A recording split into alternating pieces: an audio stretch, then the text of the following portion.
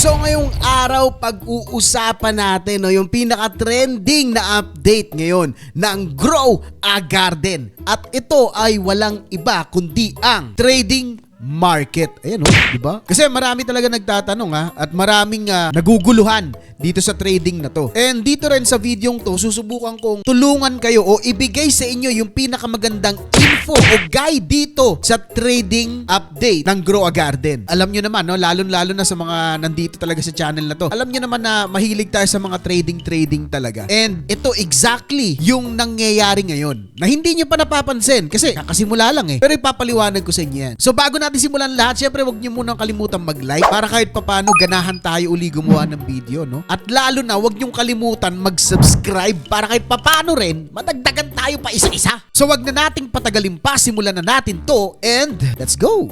Ngayon, good thing ba to para sa lahat or bad thing? Para sa akin, goods to in the long run, no? And sabi ko nga, lalo-lalo na dun sa mga nakakausap ko, ang nangyayari talaga dito is pera-pera na. Yun talaga mangyayari dito. Hindi natin may iwasan yun. Doon na papunta lahat ng to. So, unahin natin yung pangamba na sinasabi ng mga tao na pwede daw i-manipulate, no? O baguhin ang market. Sa totoo lang, pwede talaga. Kasi lumalabas nga na hindi na to simple. Trading na ang tawag dito. Pero, dun sa sinasabi nila na pwede daw i-manipulate, hindi nagme-make sense sa utak ko. Hindi siya nagdudugtong o hindi ko lubos maisip kung bakit nila sinabing mamamanipulate, diba? Ipakita natin. Punta tayo sa trading market. So ngayon, nandito na ako sa loob ng trading market. At kung makikita nyo, iba yung karakter natin dito kasi nasa alt account tayo para mabilis ko malipat at mapakita sa inyo. So ano ba yung sinasabi ko na mamamanipulate daw yung market? Ipakita natin So sabihin natin meron tayong crow. So itong crow na to, para daw pataasin itong price ng crow o yung nakikita nyo RAP, no? 3 trading coin siya. Ang kailangan daw gawin ng magmamanipulate is ibenta, balikan, paulit-ulit yung item na yon o yung pet na yon para tumaas yun. Hindi nagme-make sense sa utak ko yun. Bakit? Kasi kung gagawin ko yun, kunwari etong crow, gagawin ko tong, sabihin natin patataasin ko to, gagawin ko tong 1,000. Tapos meron akong alt account na bibilhin siya uli ng 1,000. Para kang, pasensya na sa salita, para kang nabobobo, no? Mabobobo ka. Bakit? Isipin mo 1,000, i-enter ko. Nakikita nyo, meron siyang 1% tax. 990. So ako, na meron akong sandamakmak na Roblox talaga, no? Meron akong trading coin na sandamakmak. Gagawin ko ba yun sa walang kwentang pet? Hindi ba pagsasayang yun? Uulitin ko 1,000 nagiging 990. So pag binili ko siya, 1,000 babawas doon at pag binenta ko doon, 990 na naman. Tapos mababawasan na naman ako ng 10. Tapos ibebenta ko na naman sa kabila, bibilin ko na. Nakakabobo. Tapos sa walang kwentang pet pa. Kasi nga, ang point is gusto mong pataasin yung presyo niya. So doon pa lang, naisip ko na negative yun. Walang gagawa nun. Kung may gagawa man, kailangan niya ng napakaraming trading coins ang kailangan niya para lang gawin yun. Ngayon, sasabihin naman ng iba, hindi naman niya gagawin yun sa walang kwentang pet. So ibig sabihin, gagawin niya sa may kwentang pet. Okay, kunwari 15 seconds peacock or 15 seconds mimic. Sabi natin ang benta mo rito is nasa 20k. 20k enter. 19,000 na lang pag may bumili. Tapos sa kabila gagawin mo uli. Tapos gagawin mo uli, pabalik ba? What the F? Hindi ko mag-gets yun, no? Kung ganong pagmamanipulate ang iniisip nyo, na parang napakalayong mangyari. Parang ang hirap gawin. So walang ibang paraan dito, kundi hayaan natin o hayaan nila ang flow ng pagbebenta. Yun talaga ang pinakamangyayari dito. At walang gagawa nun. Kung meron man, congrats. Isa ka na sa mga kakaibang tao dito sa Grow a Garden. Kasi pag ginawa mo yun, niloko mo lang ang sarili mo at pinasaya mo ang ibang tao. Bakit? Kasi yung presyo na yun, para sa lahat So yung mga taong hindi naghirap magpapalit-palit nung pet nila o bumili sa kabilang alt, pwede nilang ibenta na mas mahal yung pet nila. Nagigets mo? So, isipin nyo. So ngayon, puntahan naman natin itong trade na nandito sa gilid. Itong trade icon. Icon ba tawag dito? Punta tayo sa settings. Kung makikita nyo dito, meron ditong your trading pin. Diba? Ito alam ko na nakita nyo na to sa iba. Imposibleng hindi. Diba? Nakita nyo na yan. Pero meron ditong katulad na talaga ng trading. Which is yung seed phrase kung tawagin natin sa trading. No? Sa mga nakakaintindi sa trading. Pero sa mga hindi nakakaalam ng trading, meron tong seed phrase na kailangan nyong itago para pag nakalimutan nyo yung password nyo, ilalagay nyo. So bakit ginawa yan ng Grow a Garden? Kasi alam naman natin na dito sa loob ng Grow a Garden, talamak ang mga nai-scam na account, no? Kumbaga parang nahahack yung account. And kung may tao na makakahack nung account mo, hindi niya pwedeng i-trade yung item na nasa loob ng account mo. Bakit? Kasi nga meron ng seed phrase at meron na ring pin. Dito kasi tingin ko iniiwasan ng Grow a Garden na magkaroon ng mga nawawalang item, no, in the future. Bakit? Kasi nga, hindi na to normal. Pera-pera na to. Kaya kailangan talaga nilang gumawa ng paraan para hindi mawala yung mga item nyo. Kasi kung hindi sila gagawa nun at pinapabayaan lang nila at alam nila sa sarili nila na pera-pera na to, malilintikan sila dun. Maraming magre-reklamo talaga. So pag yung account mo nabuksan at nalaman yung password, isa lang ibig sabihin nun, ipinakita mo sa kaibigan mo o nung nag-type ka ng password, may nakakita sa'yo. Kaya dapat, wag mong ipapakita kahit kanino para wala kang problema. Yun lang yun. So ngayon, napag-usapan na natin yung pinangangambahan ng mga tao, no, at saka yung trading. Try ko naman sabihin yung guide ko, no, para sa inyo. Ano ba yung kailangan yung gawin? O ano ba yung mga kailangan yung isipin bago kayo mag-trade? So punta tayo ulit dun sa trading market. So dito sa trading market, pagka kukuha kayo ng booth o yung market nyo, yung pagtitindahan nyo, napakadali lang, no? Kailangan nyo lang humanap ng unclaimed booth. Ayan, humanap kayo. Ito, kunwari ito. Tapos i-claim nyo lang. Pagka kinlaim nyo yan, kinonfirm nyo yan, makikita nyo dito yung stall nyo, yung mga pwede nyong ilagay, no? Kung bumili kayo doon sa bilihan. Nasa gitna yan itong map na to. Alam nyo na yan, imposible, hindi nyo pa alam. And kung pupuntahan natin yung index, no? Etong index, may kita natin dito yung graph. May graph na tinatawag dito sa loob ng trading, no? Yan, puntahan natin to. Ayan, punta tayo dito sa mga magaganda yung rarity. Kung makikita nyo dito sa mga magaganda yung rarity, no? Yung mga sinasabi natin mga OP na pet. Makikita nyo, wala pang RAP, no? Yung RAP. Wala pa tong mga RAP. Bakit? Kasi wala pang nagtitinda nito. Okay, yan, no? Yung iba. Ayan. Yung iba pala meron na, ayan.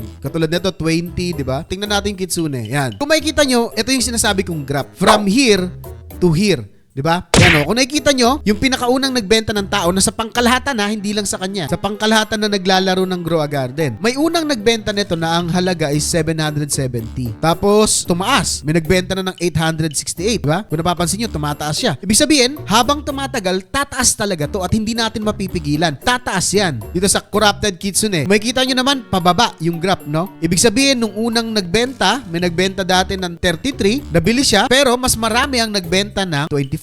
Ibig sabihin, bumaba yung presyo para mabenta itong Corrupted Kitsune. Ang nangyayari kasi ngayon, yung mga tao, hindi muna sila nagbabase doon sa nakikita nilang wrap, no? Kung yung nakikita nyo dyan, yung wrap mismo, diba, sa Corrupted Kitsune, nakasulat 20. Hindi sila dyan nagbabase. Ang iniisip kasi ng mga tao dito, ngayong panahon na to, kasi kakasimula pa lang ng trading yung makakuha sila ng trading token. Kaya yung iba dyan, makikita nyo talaga na binababa yung presyo, no? Yung saktong baba lang para mas mabilis mabenta at mas mabilis sila magkaroon ng trading token para makabili naman sila ng mga pet na mas mura pa doon sa ibinenta nilang pet. Katulad nitong Corrupted Kitsune. Yung iba dito, alam nila 20. Gusto naman nilang tubuan, no? Para kahit paano may tubo sila. Para makabili din sila ng pet na gusto nila at makaipon sila ng trading coin. Basta, lahat ng nangyayari ngayon para sa trading coin. Kasi nga, wala kasing circulating Walang circulating coin. Kaya ganito ang nangyayari. Ang lahat ng tao ngayon gustong makaipon muna ng trading coin. Once na makaipon yan, saka yan magiging stable. So, hindi ko pa alam kung kailan mangyayari yun, yung magiging stable na yung presyo ng bawat isang pet. Pero, mangyayari yun. Hindi pa ngayon. At magugulat kayo na yung presyo dyan,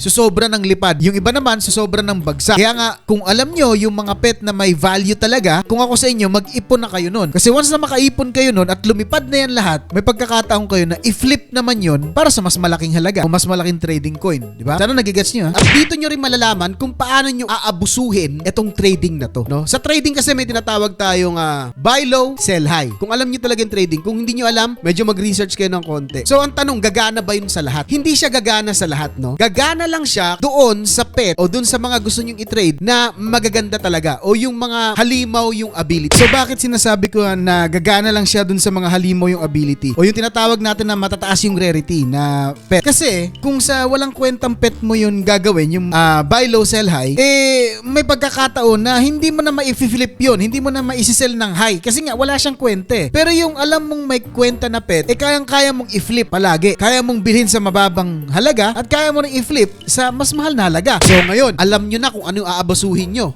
ano muna yung ititrade nyo sa panahong to dahil umpisa pa. Ang pinaka-suggest ko, no, kasi nakapag-trade na ako may bumili na sa akin, pero wala dito sa account na to. Nandito sa account na to. Nandito kay Seiya. Ano ba yung binenta ko? Yung binenta ko dun is Magpie. Bakit nabili yung Magpie ko? Yun ang tanong Kasi maraming naghanap ng Magpie ngayon. Bakit? Kasi nga yung skill ng Magpie mas maganda kaysa sa Camel na nilabas nila ngayon dito sa event na to. Kasi yung Magpie, nagbibigay siya ng level up lollipop, coal, hindi natin alam baka yung coal sa susunod magamit uli yun. Alam naman natin dito sa loob ng Grow a Garden na yung ibang bagay nagagamit natin uli, katulad ng dig, 'di ba? Nagamit natin yung dig nung nagkaroon ng crafting event. Alam din natin doon sa crafting event na merong coal. Baka sa susunod magamit na naman yung coal. At kung wala ka pang coal, kailangan mo ng Magpie kasi sobrang daming bigay ng Magpie na coal. Yung divine coal, 'di ba? Legendary coal, common coal, rare coal, nandoon no, binibigay yun ng Magpie. So tingin ko maganda kung magkakaroon kayo nung Magpie. At kung may sobra kayong Magpie, pagkakataon nyo na rin siya na ibenta. Kasi may mga naghahanap talaga So, balik tayo sa trading. Ano ba yung pinakamagandang advice na mabibigay ko sa inyo? Mga dagano, kailangan nyo lang tandaan yung sinabi ko kanina. Buy low, sell high. So, kunwari, yung Bronto. Meron ako ditong Bronto Ayan. Itong Bronto na to, halimaw na to, no? Pero kung sisilipin nyo to doon, mura pa to. 'Di ba? So, panahon na ba para ibenta ko to? Hindi. Panahon na ba para i-trade ko to? Hindi. Kasi ang inaantay ko ay tumaas ang value ng Bronto. At pag tumaas yan, yung mga taong gustong magkaroon ng Bronto, lalo na yung mga ganito, yung mga malalaki, bibilhin yan kahit na gaano pa kamahal. Hindi ko naman sinasabing sobrang mahal, no? Siyempre, isakto nyo naman yung pagbebenta nyo. Kasi wala rin bibili nun kung sobrang mahal nyo ibebenta. So ngayon, ikaw, kung meron kang trading token, at nakita mong may nagbebenta nito ng napakamura, binibenta lang ng 5 or 3 or 10 or 20 trading coin at alam mo sa sarili mo na kaya mo siyang i-flip no o ibenta agad sa mas mahal na presyo, huwag ka na magpatumpik-tumpik pa. Kunin mo na yon no kung sobrang mura lang talaga, pag mura lang siya. At pag tumaas to, syempre meron ding pagbaba na magaganap. Bakit magkakaroon ng pagbaba na magaganap? Kasi yung mga tao meron ng Bronto halos lahat. At pag dumating yung panahon na yon, wala nang bibili ng Bronto. Kaya yung iba, ibabagsak presyo nila yan. So, ang mangyayari, babagsak uli yung presyo niyan. At doon na nga nagaganap yung trading, no? Yung stock trading or yung market trading na tinatawag natin ngayon dito sa loob ng Grow a Garden. Kasi meron ng kwenta yung lahat. O, katulad nito. Eto, sa tingin nyo, bakit nilagay itong pet age break? Kasi, ang gusto nilang gawin, magkaroon ng kwenta yung mga pet na dating walang kwenta. Magkakaroon siya ng presyo. Kung dati, para makakuha ka ng 15 seconds peacock, ang kailangan mong gawin, kailangan makahatch ka ng malaki para makakuha ka ng 15 seconds peacock. Pero ngayon, ang kailangan mo lang 61 kg kung may elephant na rainbow ka. Pero kahit wala kang 61 kg, kayang paabutin. Kailangan nga lang ng toy, no? Kailangan mo ng large toy at saka medium toy para umabot siya ng 15 seconds. Pero itong pet age break, ito ang paraan para magkaroon ng presyo yung ibang pet na walang presyo. Katulad ng normal na peacock, di ba? Magkakaroon na siya ng presyo dahil nga sa 15 seconds peacock. Kasi kung gusto mo siyang paabutin ng 15 seconds, kailangan mo siyang ipa-level 100 something, no? Lagpas. At kailangan mo ng peacock na normal. Yun yung dahilan nitong pet age break na to. So, lahat ng ginawa nila dito, nagdudugtong-dugtong lang para sa trading market o dito sa market na ginawa nilang update. So, maiisip mo talaga na pinag-iisipan nila yung bawat galaw Hindi naman basta-basta. Meron lang mga ginagawa sila na pangit talaga. Pero yung iba, pinag-iisipan nila bago nila ilapag. At ako nga, iniisip ko rin, no, na darating ang araw, hindi malayong mangyari at talagang tingin ko mangyayari na kailangan nyo din pagtuunan ng pansin. Sa balang araw, magkakaroon ng update na yung seed mo o yung mga buto na meron ka, pwede mo nang ibenta yan sa market. Pati itong mga cosmetic natin. Itong mga cosmetic natin na yung iba wala, pwede mo na yung ibenta sa market. Pwedeng mangyari yan. Hindi malayong mangyari. Kaya kung wala pa kayo ng mga seeds na yon, na mga halimaw na seed, mag-ipon na rin kayo. Kung mag-boom man uli itong Grow a Garden,